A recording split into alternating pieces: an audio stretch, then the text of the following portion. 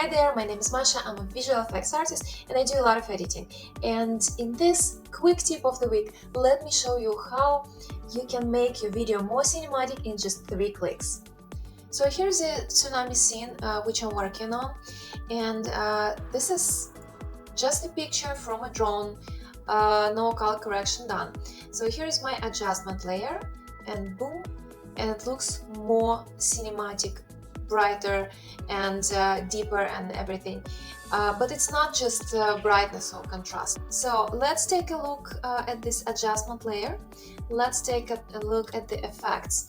So here, okay, let me do it all over again so I can explain what's going on. With my favorite curves, absolutely love it. So what we do with curves, first of all, we need to get a contrast, right? It's too much. Okay. So boom, it already looks better, but I just did it too much. Let's say we want to stop here. So it already looks better than before, but depending on the mood of the scene, of course, we would do some color correction. For example, oftentimes it works if we push the opposite values, because it's not something we see in the real life and it's more associated with movies, like something surreal. And let's say we do, not this one, let's say we do the red one. Okay, I don't want to do it.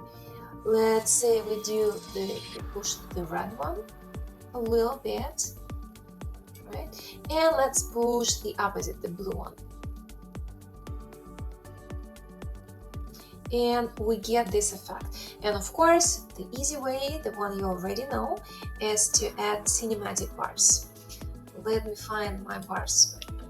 Okay, we don't want to do it, I think. So it already looks more realistic, more the way we used to see it in the movies. And of course, this scene is gonna need a lot more work. I basically just started. I only simulated the waves and the bridge. I'm gonna do the people running away from here. So if you want to see the full tutorial, subscribe and you will see the results soon.